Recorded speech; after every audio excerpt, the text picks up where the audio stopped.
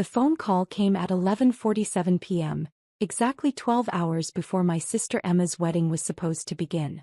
I was in my penthouse office, reviewing quarterly reports for my hospitality empire when Mom's name flashed on my screen. "Sarah, we need to talk," she said without any greeting, her voice carrying that familiar tone of disappointment I'd grown accustomed to over the years. "What's wrong, Mom?" I asked, setting down my pen and giving her my full attention despite the late hour. "It's about tomorrow. The wedding." She paused and I could hear Dad's voice murmuring something in the background. "We've been thinking and we think it's best if you don't come." The words hit me like a physical blow, even though I'd half expected this conversation.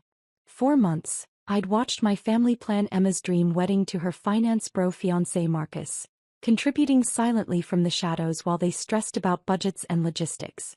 They had no idea that the lucky break they'd gotten on the Grandview Manor venue had come from me, or that the coincidental last-minute availability had been orchestrated through my shell company. "Don't come to my own sister's wedding?" I asked quietly. "Sarah, please don't make this harder than it has to be."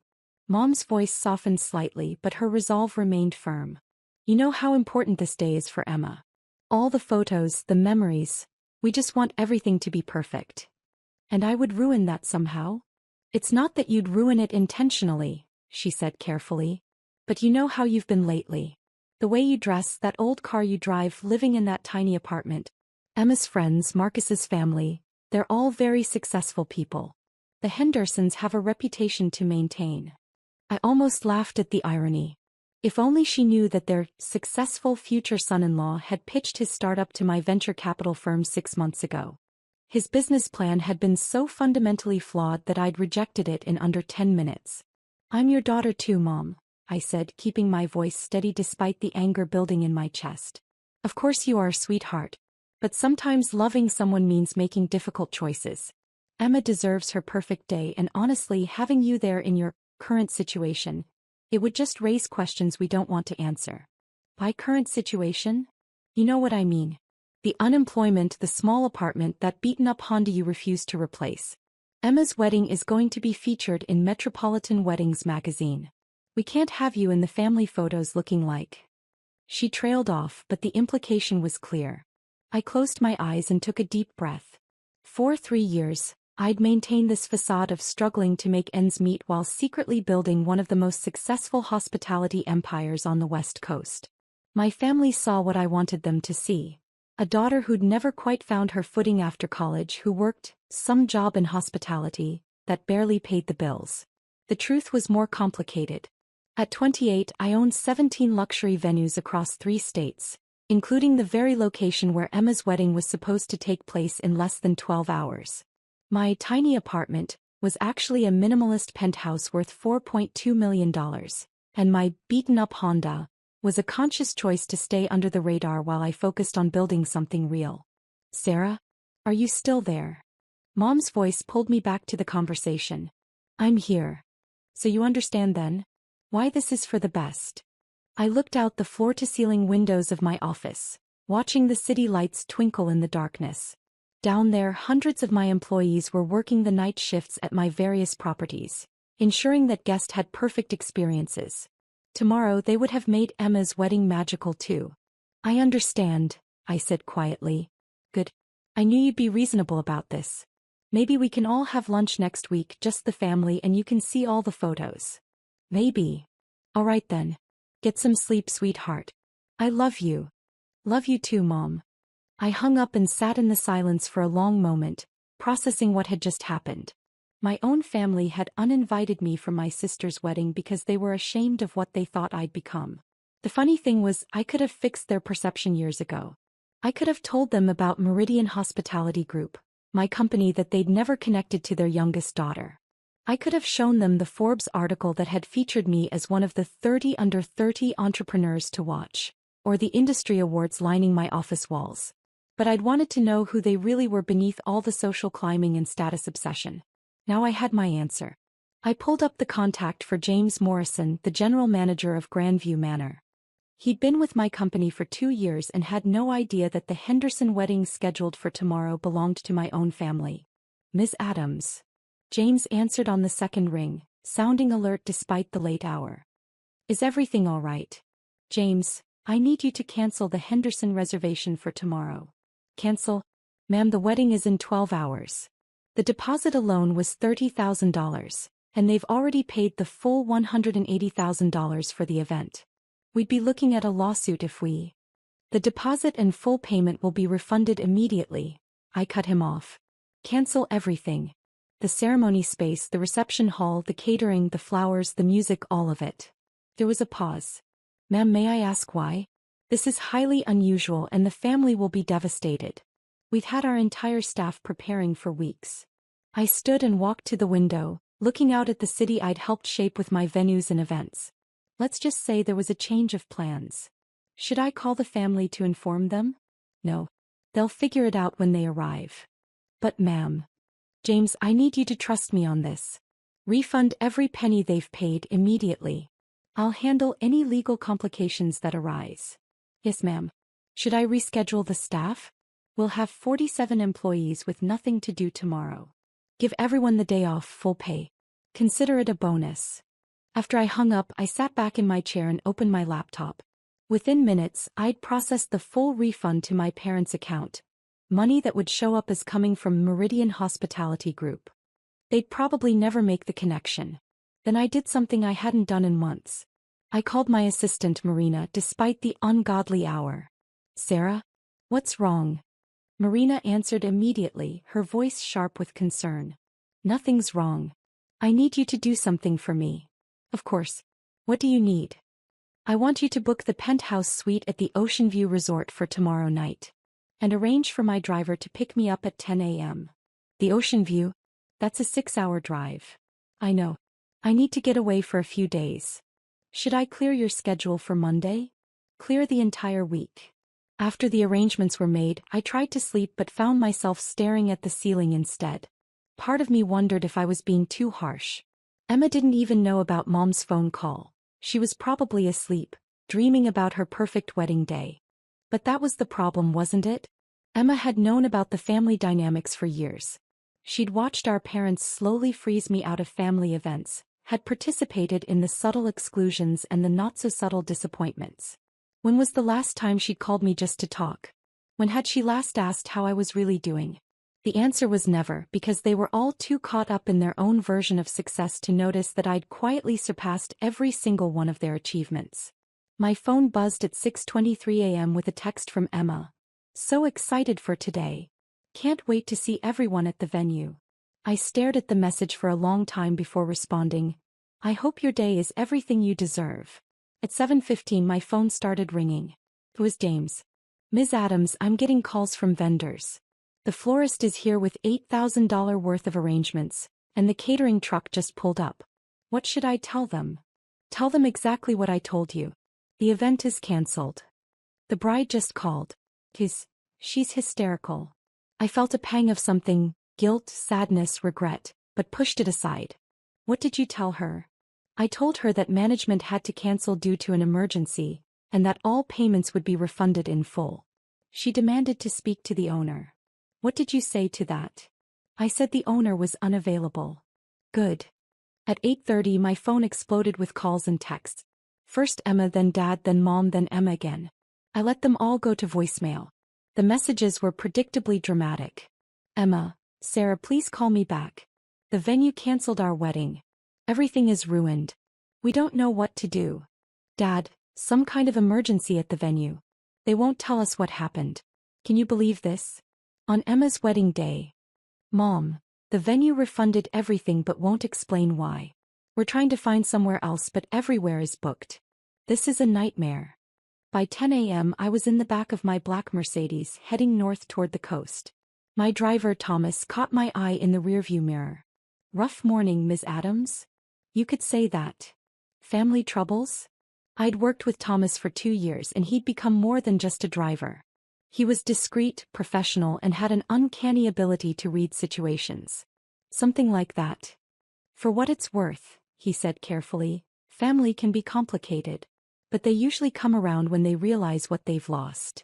We drove in comfortable silence for a while as I watched the familiar landscape give way to rolling hills and eventually the coastline. My phone continued to buzz with increasingly frantic messages. At 11:45, I finally listened to one of Emma's voicemails. Sarah, I don't know if you've heard, but our venue canceled this morning with no explanation. We're trying to find somewhere else, but Saturday bookings are impossible. Marcus's family is flying in from New York and we have 150 guests. I need my sister right now. Can you please call me back? The desperation in her voice almost broke my resolve. Almost. At 12:30, Dad left a message that made me pull over at a scenic overlook. Sarah, I know we haven't always. I know things have been strained between us. But Emma needs her family right now. Whatever happened at that venue, we'll figure it out. But I was hoping, maybe you could come help us look for an alternative? You work in hospitality, right? Maybe you know someone who could help on short notice. I sat in the car looking out at the Pacific Ocean and laughed until I cried. They wanted my help in hospitality. They had no idea that I could have solved their problem with a single phone call, that I owned 6 other venues within 50 miles that could have accommodated their wedding. But they'd made their choice when they decided I wasn't good enough to be in their family photos. My phone rang again. This time it was a number I didn't recognize. Hello. Is this Sarah Henderson? The voice was male, stressed. Yes. This is Marcus.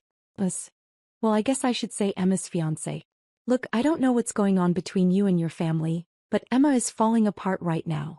She needs her sister. I was quiet for a moment. Did she ask you to call me? No. She doesn't know I got your number from her phone. But I've been watching her family dynamics for the past year and I can see there's some kind of rift. Today isn't the day for family drama. You're right, I said. Today isn't the day for family drama. So you'll come help us? Marcus, can I ask you something? Sure. Why did you really want to marry into the Henderson family? There was a pause. What kind of question is that? An honest one. I've watched you for the past year. You're marrying Emma, but you spend most of your time talking to Dad about business connections and networking opportunities. You drive the car he recommended, you wear the watch he suggested, you even changed your investment strategy based on his advice. Emma's father is a successful man. I respect his opinion. His investment firm manages $30 million in assets. That's not exactly Warren Buffett territory. How do you know that? I smiled. I pay attention. Another pause. Look, Sarah, I don't know what your problem is with your family, but my problem is that none of you ever bothered to ask who I really am. What's that supposed to mean? It means I hope you find a venue for your wedding, Marcus. I really do. But I won't be attending. I hung up and turned my phone off. The next few days at the Ocean View Resort were exactly what I needed. I swam in the private pool, ate incredible food, and slowly felt the knot of anger and hurt in my chest begin to loosen. On Tuesday I finally turned my phone back on. 67 missed calls. 43 text messages. 12 voicemails. I scrolled through them slowly. Saturday afternoon. Frantic messages about the cancelled venue. Saturday evening. They'd found a local community center that could accommodate the reception. Sunday morning. Photos from the intimate wedding celebration at the community center. Emma looked beautiful but tired. The decorations were clearly last minute. Marcus looked stressed. Monday, a text from Mom. Sarah, we need to talk. Tuesday morning, a voicemail from Emma. Sarah, I know you're mad at us. I don't fully understand why, but I know something's wrong. Marcus told me he called you on Saturday. He said you asked him some weird questions about Dad's business. I want to understand what's happening with our family. I was surprised by the sincerity in Emma's voice. For the first time in years, she sounded like she genuinely wanted to connect rather than just going through the motions of sisterly obligation. I called her back. Sarah. She answered on the first ring. Hi, Emma. Oh my God, I'm so glad you called back. Where are you? Are you okay? I'm fine. I'm taking some time away to think. Think about what? I looked out at the ocean from my suite's balcony. About family. About what we mean to each other. Sarah, I'm sorry about whatever Mom said to you about the wedding. I found out yesterday that she called you Friday night. I never asked her to uninvite you. But you didn't ask her to make sure I was included either. There was silence for a moment. You're right. I should have. I was so caught up in all the planning and stress. I wasn't thinking about anyone's feelings except my own. Emma, can I ask you something? Of course. What do you think I do for work? You work in hospitality, right? At a hotel or something. That's what I told you 3 years ago when I first started. What do you think I do now? I assumed it was the same thing. Sarah, you never talk about work when we see you. When do we see each other, Emma? Another pause. We see each other at family dinners. The last family dinner I was invited to was 8 months ago. Before that, it was Christmas, where I spent 3 hours listening to Dad lecture Marcus about investment strategies and Mom showing off photos of your engagement party to the neighbors. Sarah, I didn't realize. That's the problem, Emma. None of you realize anything about my life because you've never bothered to ask. I could hear her crying softly on the other end of the line. You want to know what I really do for work? I continued. I own 17 luxury venues across California, Oregon, and Washington. My company, Meridian Hospitality Group, generated $47 million in revenue last year. The venue that canceled your wedding? That was mine. What? Grandview Manor. I own it. I own the place where you were supposed to get married. That's impossible. Is it? Have you ever asked me about my life? My goals? My dreams? Have you ever wondered how I afford to live in downtown San Francisco on a hotel worker's salary? We thought you had roommates. I live alone in a penthouse that's worth more than Dad's entire investment portfolio. I could hear her breathing heavily on the other end. Emma, I canceled your wedding venue because Mom called me at midnight and told me not to come because I would ruin your photos. Because apparently, I'm too much of an embarrassment to be seen with the Henderson family. Oh my God, Sarah. I had no idea she said that to you. But here's what really hurts, Emma. It's not that she said it. It's that none of you would have noticed if I hadn't been there. When was the last time you called me just to talk? When was the last time you asked how I was really doing? She was quiet for a long time. You're right, she finally whispered. I've been a terrible sister. You haven't been terrible. You've been absent. Is that why you canceled our venue? To punish us? I considered the question carefully. I canceled it because I realized that you all made a decision about who I am and what I'm worth without ever bothering to find out the truth. And I decided I didn't want to be part of a family that sees me as a liability. Sarah, please. I want to fix this. I want to understand who you really are. Do you? Yes. God, yes. I've been so caught up in my own life, in what Mom and Dad expected from me, in trying to impress Marcus's family. I forgot what actually matters. I felt something shift in my chest. This was the conversation I'd been waiting 3 years to have. Emma, I never wanted to hide my success from you. But I needed to know that you'd love me even if I was actually the person Mom and Dad thought I was. Of course I would love you. You're my sister. Are you sure? Because for the past 3 years, you've all treated me like I was a disappointment. Like I was someone to be managed and handled rather than included and celebrated. We thought we were being supportive. You thought you were being tolerant. I could hear her crying again. Sarah, will you come home? Can we start over? I looked out at the ocean, feeling the sun warm on my face. Well, come home, Emma. But things are going to be different. How? Well, for starters, Sunday family dinners are now at my place. And Emma? Yeah. Bring your appetite. I have an incredible chef. When I returned to San Francisco the following Saturday, I found my family waiting in my building's lobby. All of them, Mom, Dad, Emma, and even Marcus. They looked small and uncertain in the soaring marble space, clearly intimidated by the obvious wealth surrounding them. How long have you lived here? Dad asked quietly as we rode up in the private elevator to my penthouse. 2 years. And we never knew? You never asked. When the elevator doors opened directly into my living space, revealing the floor-to-ceiling windows and the million-dollar view of the bay, Mom actually gasped. Sarah, she whispered. What have we done? I looked at my family, really looked at them, for the first time in years. They weren't bad people. They were just people who'd gotten caught up in their own version of success, their own fears about social status and appearances. You made assumptions, I said simply. And I let you because I wanted to see who you really were. And? Dad asked, his voice smaller than I'd ever heard it. You're my family, I said. And family means we get to start over as many times as it takes. Emma stepped forward and wrapped her arms around me in a hug that felt more real than any interaction we'd had in years. "I'm sorry," she whispered. "I'm so sorry I didn't see you. I'm sorry I didn't let myself be seen," I whispered back. Over dinner that night, prepared by my chef in the kitchen they didn't know I had, we talked more honestly than we had in years. I told them about building my business, about the long hours and the risks and the dreams that had driven me. They told me about their fears, their insecurities, their own struggles with feeling successful enough. "I want to understand your business," Dad said over dessert. "Will you teach me?"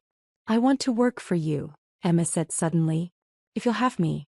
I have a degree in event planning that I've never used because I was too busy trying to be what everyone else wanted me to be." I looked around the table at these people I'd loved and resented and missed and feared disappointing. "Sunday dinners," I said. "Every week. Here. We rebuild this family one conversation at a time." "And Emma?" "Yeah. You start Monday." As I watched my family begin to see me, really see me, for the first time I realized that sometimes the greatest success isn't building an empire. Sometimes it's building a bridge back to the people who matter most, even when they've forgotten how to cross it themselves. The wedding venue cancellation had cost them one perfect day. But it had given us something more valuable: a chance to be a real family again.